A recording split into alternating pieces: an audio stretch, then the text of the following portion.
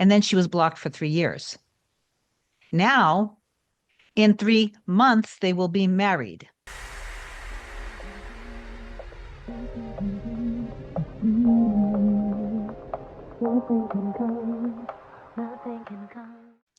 Hey guys, welcome back to another video. In case you're new here, my name is Kim. This is Core Union. Today I want to talk about how whatever you desire is already meant for you, whether it's your specific person or a different lifestyle or a different career, the money that you deserve, all of it. It's already meant for you if you desire it, and it already exists, or you wouldn't desire it. So the desire itself is your proof. And I know that right there is something that some of you guys don't necessarily believe or trust. So it's that you actually have to focus more of your energy and awareness on is what do I need to do to change my thought patterns to realize that A, I am worthy and deserving of having what I want to have. B, it is safe to receive. It's safe to be in love. It's safe to trust in love. It's safe to feel safe. And same goes for financial health and being able to enjoy things in your life. You have programming that told you otherwise, but you need to develop a certainty that you trust that you are already the light and that what you want actually already exists. And so when something in your life reflects back to you that you can't have it and you feel disappointed or let down or sad or triggered, you can recognize that this is part of the process. In the moment, you can accept to feel the emotion, but still know that just because you're feeling this setback right now, which is really a set up, just because you're feeling this, it doesn't mean you can't have that. So when you start to cultivate this and you stop trusting in the material world, in your 3D, then you won't seek for answers outside of you as much anymore because you had developed a trust in knowing that I simply wouldn't even be able to desire this unless it existed. Okay. So in the moment, you have a feeling that triggers you. You feel like you can't have your person. They said or did something that went against the relationship that you want. Maybe they said, I don't want to be with you. I don't see in us. I don't trust you because of what we already been through. I've moved on. There's someone else. I just don't want to be in a relationship. I want to be free. I'm not ready. I can't commit. I was heartbroken from my past. So I don't trust relationships anymore. I'll never marry again. All of those things, none of that matters. Long distance doesn't matter. Age gaps, religions, none of it matters. So anyway, I'm inspired to talk about developing a knowing, a certainty in that your desire itself is the only proof that you need. And that also there's something else coming up around states that I really need to talk about today because I'm seeing something in the community that I think I need to address because I'm seeing that it's an important point where people start to lose faith and start to spiral a lot and then want to give up. And by the way, that moment that you want to give up is such a powerful moment. But anyway, before I go further into this, if you love me, please do like, comment, share, and subscribe to the channel. If you want me to be your coach to help you manifest anything related to your SP, email a short description directly to me, to kim@coreunion.com. Go to my website, coreunion.com, book whatever you want to book, and my scheduling assistant, Olga, will get back to you with my next available session. So I recently came on probably a few weeks ago, a month ago or so. One of my clients had every circumstance you could think of. And she overcame all of that through persisting days, weeks, months, years. She met her specific person, her mirror soul. She knew, she could feel it in her soul. This is the one. At that time, they were long distance and they started dating each other. There was a lot of hot and cold, back and forth, up and down, runner chaser dynamics happening. And eventually, now, mind you, long distance, they had thousands of miles between them. And again, they had the difference in spiritual beliefs. There was a big age gap between them.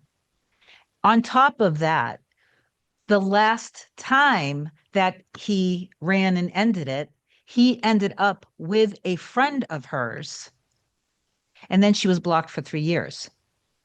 Now, in 3 months, they will be married. They are already engaged, and they will be married in August of this year. So have this be some proof for you to inspire you to persist, but to persist in knowing that the end already exists because you have the desire of it. And that's all you need to know. You don't have to worry about things like free will. You don't have to worry about maintaining the perfect, correct state 24/7. You're human. You are God having a human experience, yes, but out God's, you're living out God's dream for you. So the desires and the gifts and the talents that you have deep down in your heart and soul, that's literally what God created you for. When you continually go against yourself and allow your past fears, worries, doubts, limiting beliefs to rob you of your future, of what you want, you're simply going against who you already are. So embodying the wish fulfilled doesn't mean that you have to maintain a happy state, because what I can see happening, and this is what I want to address in this, is that it seems to me that toxic positivity is being repackaged as embodying the state. Embodying the state of the wish fulfilled doesn't mean that 24/7 you have to be perfect. But even if you're married, and there's Felix, even if you're married and you're successful, doesn't mean you're not going to have an off day. It doesn't mean you're not going to have shifts in your mood. So when something opposes you while you're in this state, and remember, not in the state, at the stage, in the middle, you are only in the middle, and this is a bridge. Everything that needs to happen is happening. The breakup and the separation itself is a bridge. So all of the unfolding, while it's going on within you, it's going on within your person. And if you don't trust in that, then your focus and awareness needs to be on cultivating trust in that and not continually seeking evidence to prove to you that that's true. But maintaining the state of being claimed, cherished, secure in a loving relationship. Once you are, I promise you this, once you are in the actual relationship in your 3D with your person and you guys are living together, you're still going to have different moods. You're maybe going to have disagreements. It doesn't mean that everything's going to go away. You can still have your insecurities, but the difference is, because you've allowed yourself to have certainty to know that it already exists, or I wouldn't want it. And when something goes against me, I see this as, okay, this is an opportunity for me I can feel the feelings. And then it's, how long do I stay down in here, and what actions do I take from down in here? Because as you're leveling up, this is the thing that you have to understand. As you're leveling up, then you will still experience feeling like you've lost everything, but that's because you're kind of at the bottom of the next level. And that can come with some growing pains. That's what growing pains are from my perspective. I've talked about it before using a butterfly as an example, the metaphor that the caterpillar crawling on the ground, looking up in the sky, seeing the beautiful butterfly, thinking, I wish I could be the butterfly. And then they go through the process of, they go in the cocoon and the metamorphosis is happening, and that I'm sure doesn't feel good. And then they come out of the cocoon spreading their wings. They were always the butterfly. It's the same thing as when you're leveling up. The actual leveling up doesn't necessarily feel good, because as you get to the next level, now you're at the bottom of the next level, and this doesn't feel good. This can be hard. Just like when you're growing, if you're a gamer and you're playing a game, right? And you're learning the characters, you're learning all the things you need to know to play and win. And then you reach a new level. And then now when you're at the next level, it's a little more challenging and difficult, and it can be frustrating. But it's because you grew, you got to a new level, and now you're evolving again. And that's the same thing that's happening. Even though you think you're having setbacks, these are set ups. There's never, what you want already exists. It's just you allowing yourself to stop Stop accepting your limiting beliefs and your challenges and your fears and overcome it, like my client that I described. She overcame thousands of miles between her and a person, the age gap. She overcame the being blocked for 3 years. 3 years. She focused on the intimacy of the two of them guys, the two of them being, sorry, the two of them being together, being peaceful and calm, feeling each other's body in bed, gazing in each other's eyes in love. That was a lot of the times what she chose to imagine. So don't think that you have to maintain a state 24/7. Don't think if you fall out of the state that you're ruining anything. You're growing. You're leveling up. You have the desire of something. Something happens, it goes against you. It hurts. Let your body feel it. Let it move through your body. Tell yourself this is contributing to us. Everything that needs to happen is happening. Give yourself the love that you need. Surrender the pain, and then go back and do revision if there's something that you're aware of that is the root cause of the feeling of being rejected, abandoned, or betrayed, or all of the above, not being good enough. But detach it from your person and continue to see the two of you guys having the life that you want, and visualize a lot of moments that are natural and normal of the lifestyle that you want, and make it fun and make it joyful. It will be a lot quicker when you don't listen to the fears, limiting worries that are the robber of your love and your life and stealing the joy from your future of what you get to have. Okay. All right. The last thing I want to talk about was just the case study that Neville Goddard talked about in, I think the lecture was Release Barabbas, Crucify Jesus. And the lecture itself is just using the story of when Jesus Christ was crucified, that they asked the crowd, who are we going to release and let go of, and who are we going to crucify? And everyone decided, release the robber, the thief, Barabbas, but crucify Christ. And so in the lecture, Neville Goddard is explaining how the crucifixion, the resurrection, is something that's happening within us day to day. He talks about a case study where I believe one of his students, or a woman who was following his teachings, met a woman who had been, let's just say she was single. She got a divorce from her husband for 19 years. She was in a lot of debt. Her son wanted to go to college. She was talking to her neighbor about it, and her neighbor explained to the woman what she's learning from Neville for the law of assumption. And she basically tells her, what is the ideal man?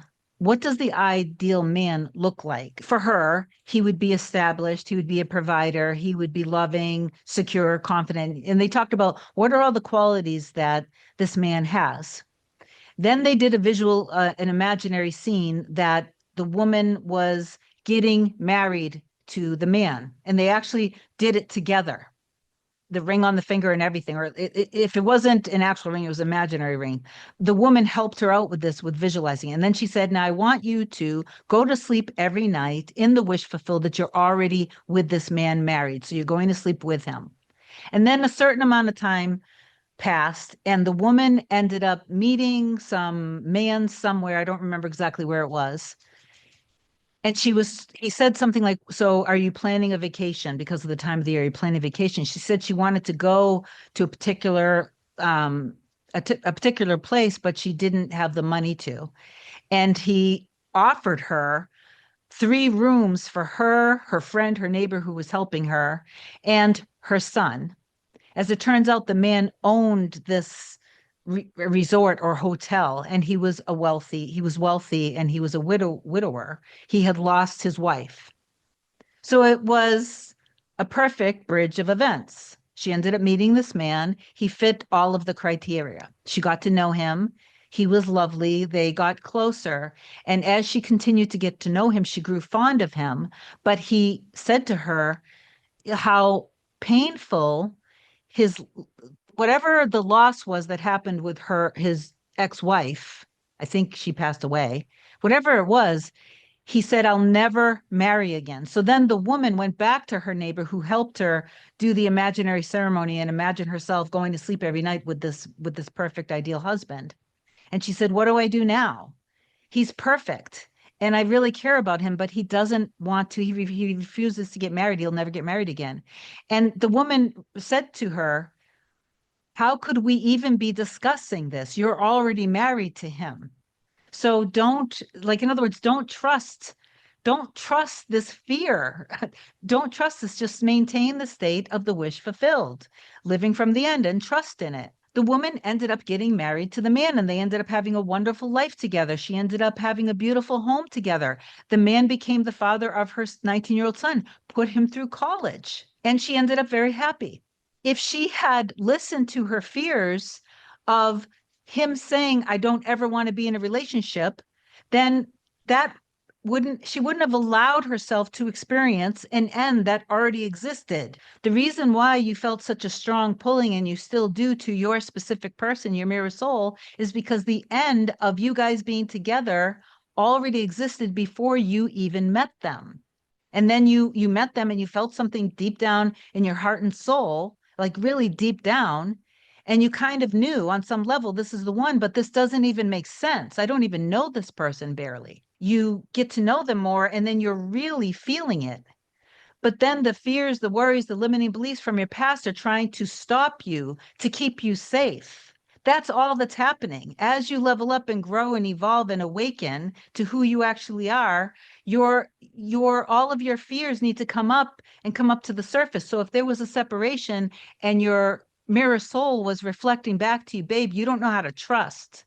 You think that I'm going to leave you. You think that if we have an argument that this means this is over.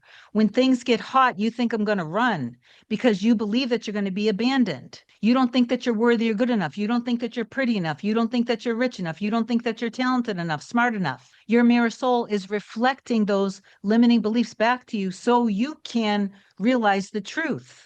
You need to do something to overcome your limiting beliefs and to change your thought patterns. If you need help with this, obviously I know that I can help you. Please do affirm down below that you've received this message with prayer hands and a heart. Affirm to me that you know that your end exists and that you and your specific person love each other deeply.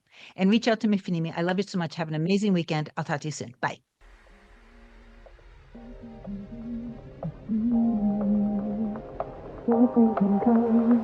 Nothing can come between us.